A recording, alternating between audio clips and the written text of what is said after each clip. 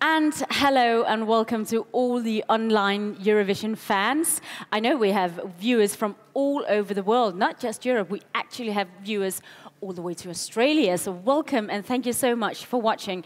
We are live here on stage from Copenhagen, from Eurovision Island.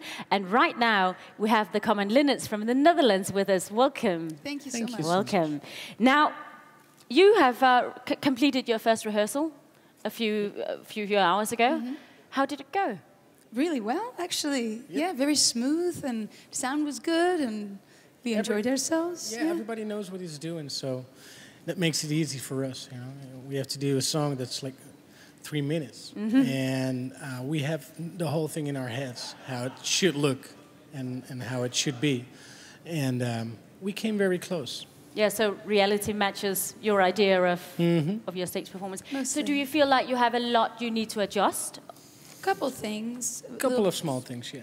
Yeah, a couple of things, but not major things, though. I mean, staging is already in place the way it's going to be, and it looks nice, I think, and just some lighting things, and you know, the graphics on the floor. We have some questions about that, but furthermore, we're just very satisfied. Absolutely. Yep. Oh, that's great to hear. Now, could you please explain to us what is a common linnet?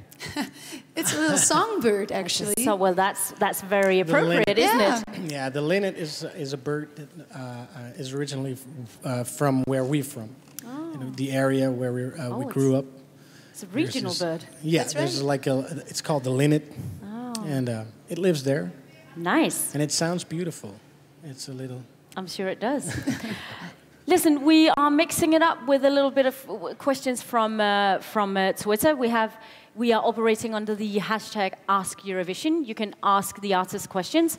Remember to include the name of the artist or the name of the country so we know who you are directing your questions to. We have a question for you from Melanie Martena, who asks, are you nervous for the semi-final, and how do you keep your nerves under control?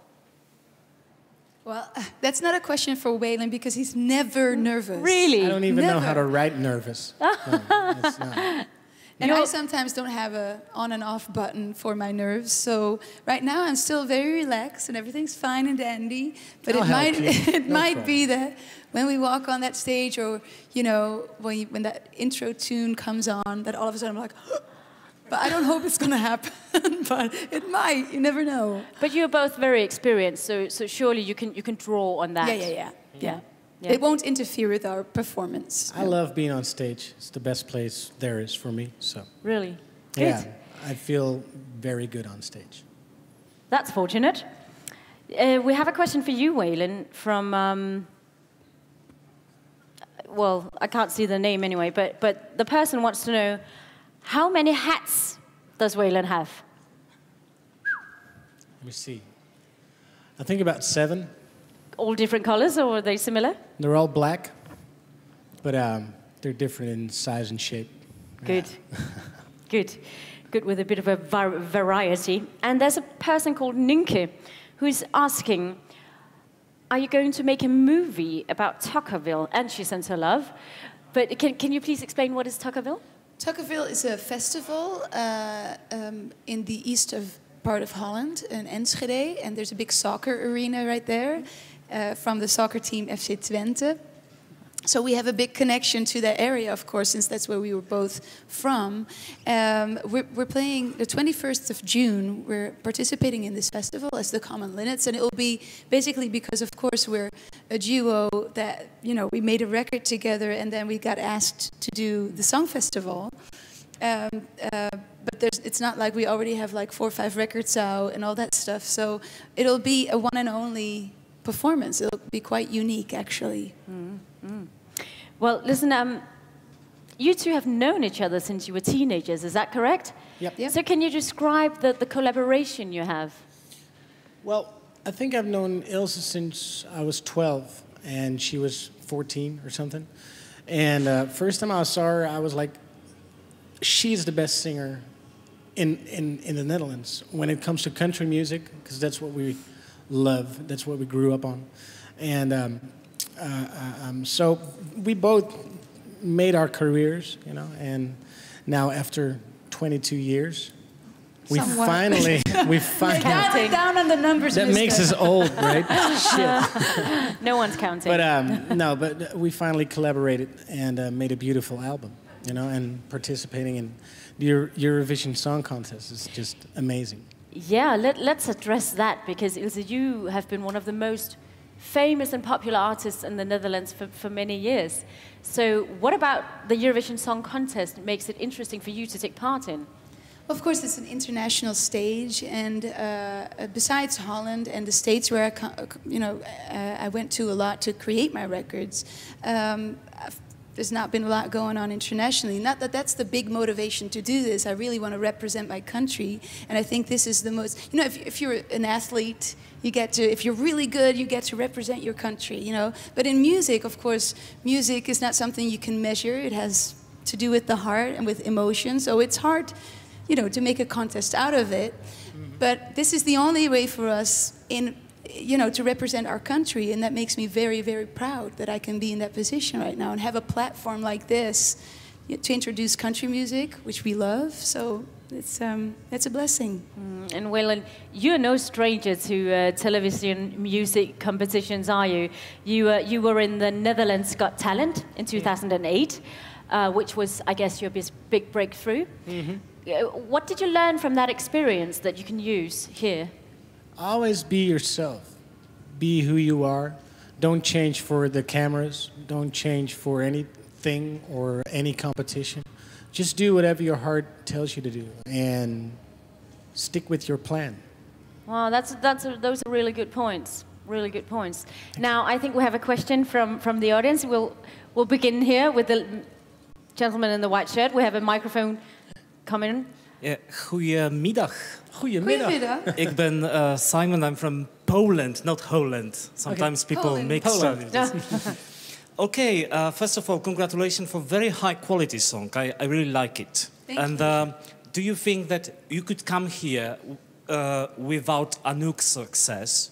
Because the image of the Eurovision has changed a lot in a positive way in your country. Yes. And this is my question, the first question. And the second, if I may, the first song from the Netherlands was about birds from the Netherlands in the Eurovision Song Contest. It was the first ever song in the Eurovision. Your last song was also called Birds. Now you have bird in your name. It's a theme. You are, come on, the birds We're flying monarchy. high, don't we? There's a lot of birds in Holland, you know. But to get back to your first question about Anouk, I'm very thankful that she participated. In Holland, her image was perceived like it was almost not thinkable that she would ever participate in the Eurovision Song Contest, because her image is so different than from up to that point, what we've seen Holland do in this festival. And so I was asked every year if I wanted to participate, and actually my standard answer was no, because I'm such a different kind of artist than most artists that participate, because it's a lot about, of course, also the act and about dancing and about entertaining. And for us, the core of everything is the song. The song has to drive everything. And so before I was just not so keen on participating, but when Anouk, she really changed a lot. She made it about the song. She didn't have a big, elaborate act with dancing or flashing lights, or and for me it changed my point of view, and it definitely opened the door to look at it differently and to see that it could also be about the song. And I think that's what we're portraying as well, that for us it's really about the song and the craftsmanship of songwriting, foremost, yeah. And birds did very well.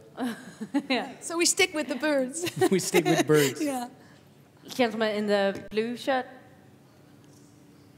Hi, Ilse and Waylon. Hi. Hi, I'm from SBS6 Show News. First, I want to give you a big compliment about the way you performed on the stage, and especially the way it's directed. I think the story you're telling in Calm After the Storm is very clear, and the way it's been directed made it more clear. And I was meegezogen in jullie liedje. Door de... So, but just what's your first impression here in Denmark at the huge stage behind you? It's enormous. I mean, it's so big. As I said, everybody knows what he's doing, and it's like it's the first day you come into like this big, and with all respect, circus, because it's like, it's unbelievable. And I think it's going to be an amazing trip. I think it is so far, but all the things that we're going to experience, all the things that we're going to do are going to be so good. Absolutely. We have a question here as well. Sorry? We have to pass the microphone on. Oh. Hi, Ilse and Waylon. I'm Steve from ASF Magazine. I wanted to ask you a question. From all the criticism that you guys got over previous performances that you did in the Netherlands, I thought it was amazing how it looked today on the stage. So, and I think the big thing was that changed everything that the mondsnoeren, all that put away all the criticism, was the fact that you are facing each other. I mean, it's a simple, but it's a brilliant move. Who came up with that? Well, we have a great director who's helping us staging our song, and Hans, which we are very grateful for. He helped us set, the way we should stand and everything. But it was very important for us to have that contact, because the song is about basically that conversation that you have between lovers, that have a question mark about their relationship. So the way we feel that song and the intensity should be in our eyes, and you should see our eyes when we perform, and we should look at each other and feel that, So it's almost a silent conversation. We got the song, and behind the song there's a conversation that we have, and that should be in our eyes, in our whole bodies. Right here, well done. France. Thanks. We have a question here in the front row.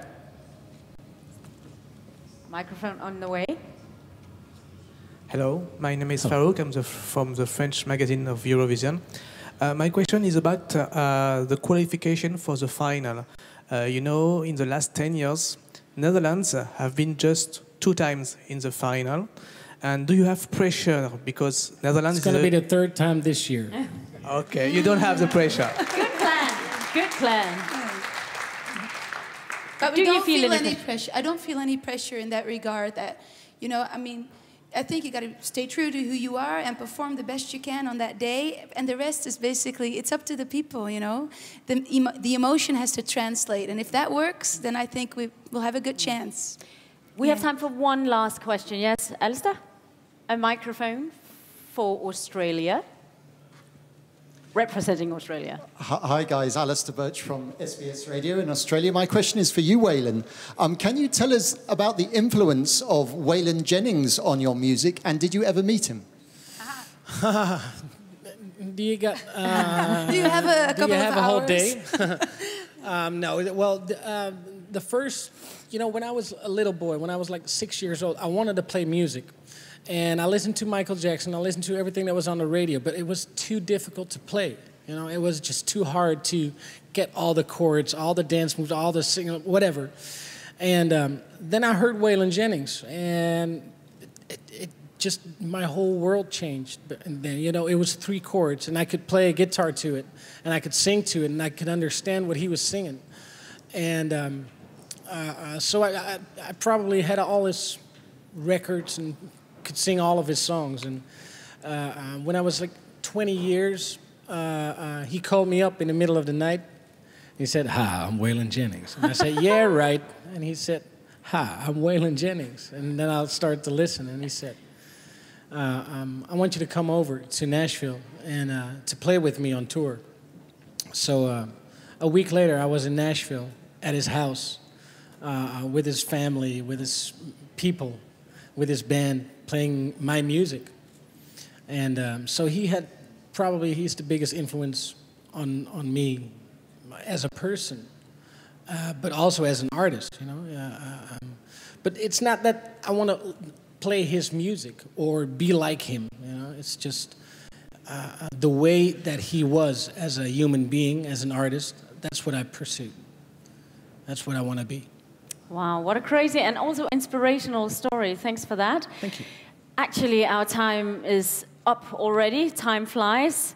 It was a pleasure to have you here on stage. Good luck in the competition. Yes, Thank you have to fly on. That's well, right. and to the viewers online, we'll have a short break. We'll see you in approximately 20 minutes. And we will be back with Montenegro and Sergei. And remember, you can ask the artist a question via Ask Eurovision. I'll see you in 20 minutes.